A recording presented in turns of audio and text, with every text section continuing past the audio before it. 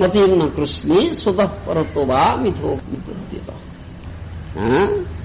अदांत गोभीर विशतांत मिश्रम पुनः पुनः सर्वीत सर्वाण अदांत गोभी गृहव्रतान जे गृहव्रत ये आसक्ति जार अच्छी पत्नी प्रति संतान मान प्रति तथा तो गृह प्रति प्रचुर आसक्ति प्रबल आसक्ति जार अच्छी आउ अजितेन्द्रिय जितेन्द्रिय नुहे अदांत गोभी गोदास अजितेन्द्रिय गृहस्थ तार कस्मिन काले कृष्णे मती हब ना मतीर्ण कृष्णे स्वतः परतो वा मिथो अभिपद्यत निज प्रचेष्टार अन्य प्रचेष्टार अगर मिलित प्रचेष्टार भी हब ना कथा पुनः पुनः चर्वीत सर्वाण विशते तमिश्रम पुनः पुनः चर्वीत सर्वाण कौन करुची से ना ये आसक्ति जोगु ये जो तथाकथित पत्नी व गृह आसक्ति जोगु पुनः पुनः बारंबार से चर्बित चर्पण करुची विश्व विस्तार चोगुची फुपारती या करुची आप विशते तमिश्रम अन्न नामक तामसी जो निरे ही प्रवेश करुची ये गति होची से कथा किंतु कृष्ण मती तार कहीं से आसक्ति तो त्याग न कले कृष्ण की हब ना कृष्ण प्रति आसक्ति तुम हब ना कथा कौशल्य ଆଉ ଏ ବଡ ଆସକ୍ତି ତ୍ୟାଗ କରିବା ବଡ କଷ୍ଟକର ବ୍ୟାପାର ଆମର ପରମାରାଧ୍ୟ ଗୁରୁଦେବ ଏ ତାଙ୍କର ଭାଷ୍ୟରେ ମଧ୍ୟ କହିଛନ୍ତି ଯେ ଯଦି ଏ ଦୃହ ବ୍ୟାପାର ଏ ଯୋଉ ପତ୍ନୀ ପ୍ରତି ଥିବା ଆସକ୍ତି ତଥା ଗୃହ ପ୍ରତି ଥିବା ଆସକ୍ତି ତ୍ୟାଗ କରିପାରିବ ତାହେଲେ ସେ ଅଜିତ ହବ ଭଗବାନ କୃଷ୍ଣ ଯେ ଅଜିତ ତାଙ୍କୁ ସେ ସହଜରେ ଜିଣି ଯାଇପାରିବ ଅର୍ଥାତ୍ ସେ ଶୁଦ୍ଧ ଭକ୍ତି ଆଚରଣ କରିପାରିବେ ଆଉ ଯାହାଫଳରେ କୃଷ୍ଣ ଯାହାଙ୍କର ପ୍ରେମ ବାଧ୍ୟ ଭକ୍ତ ପ୍ରେମ ବାଧ୍ୟ ଶୁଦ୍ଧ ପ୍ରେମ ଦ୍ୱାରା ବନ୍ଧା ହେଇଯାନ୍ତି ତାହେଲେ ଆମେ ସେ କଥା କହୁଥିଲେ ସେ ବଦ୍ଧପାଦ ହେଇଯିବେ ସେ ଅଜିତଙ୍କୁ ଜିଣିଯିବେ ଏଇ କଥା କୁହାଯାଇଛି। ଏହି ସମ୍ବନ୍ଧରେ ବହୁ କଥା ଶ୍ରୀମଦ୍ ଭାଗବତରେ ଅଛି ବହୁ ମହାଜନ କହିଛନ୍ତି ସ୍ତ୍ରୀ ପ୍ରତି ଆସକ୍ତି ତ୍ୟଜ୍ୟ ଆଉ ଏ ବଡ଼ ବିପଜ୍ଜନକ ଯାହାର ସ୍ତ୍ରୀ ଆସକ୍ତି ଅଛି ସେ ଆସକ୍ତି ତ୍ୟାଗ ନ କରିବ କୃଷ୍ଣ ମତି ହବ ନା କୃଷ୍ଣ ପ୍ରତି ଆସକ୍ତି ହବ ନା।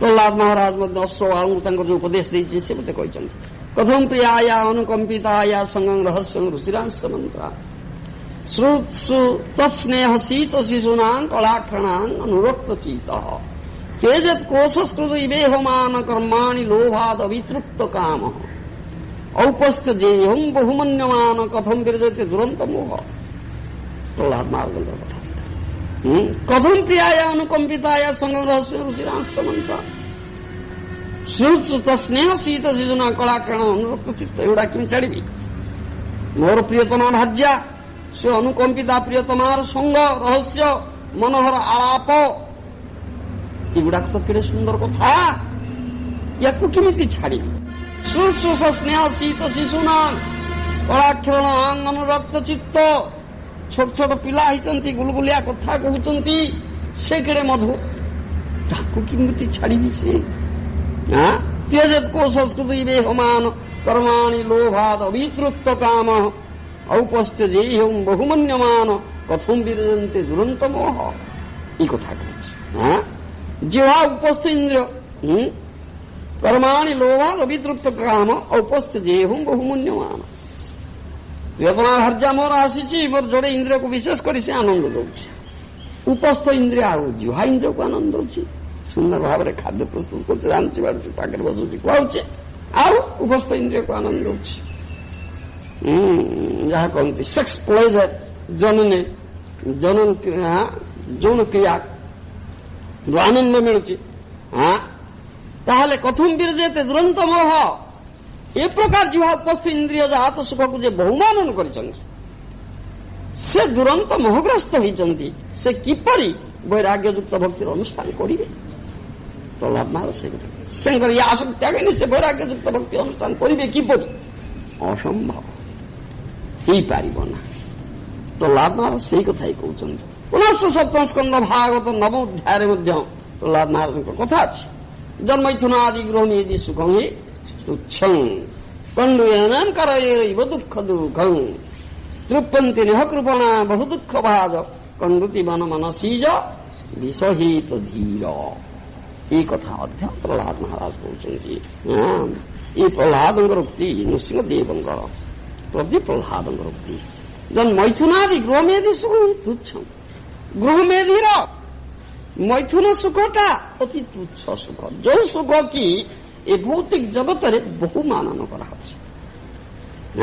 এই ମୈଥୁନ ସୁଖଟାକୁ ସର୍ବୋତ୍କୃଷ୍ଟ ସୁଖ ବୋଲି ବିବେଚନା କରାଯାଉଛି। The sex pleasure is considered to be the best pleasure in this material world. ନାଇଁ, କିନ୍ତୁ ପ୍ରହ୍ଲାଦ ମହାରାଜ କହିଲେ ଗୃହମେଧି ସୁଖ ତୁଚ୍ଛ। କି ସୁଖ ଏଇଟା? ଅତି ତୁଚ୍ଛ। କଣ୍ଡୁ ଏମାନଙ୍କର ଇଏ ରହିବ ଦୁଃଖ ଦୁଃଖ। ଉଦାହରଣ ଦଉଛନ୍ତି, କଣ୍ଡୁ ରୋଗ ହେଇଛି, କୁଣ୍ଡିଆ ହେଇଛି, ପ୍ରଥମେ ଗଲଗଲ ହଉଛି, କୁଣ୍ଡିଆ ପାଇଁ ଭଲ ଲାଗୁଛି।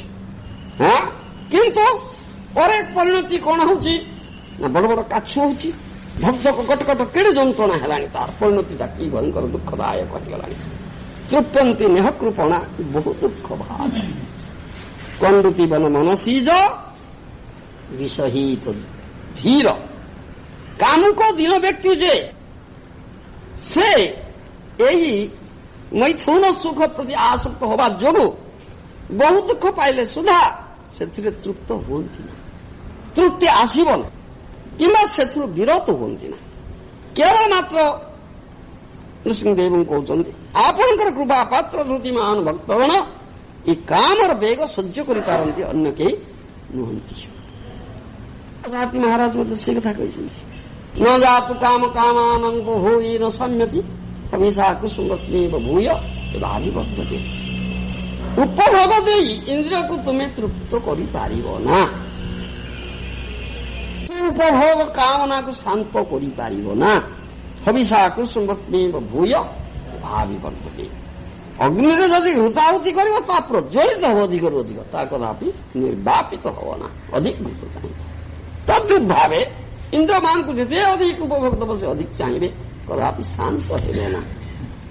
ତା ବହୁ କଥା ମଧ୍ୟ ଯଜାତି ମହାରାଜ କହିଛନ୍ତି।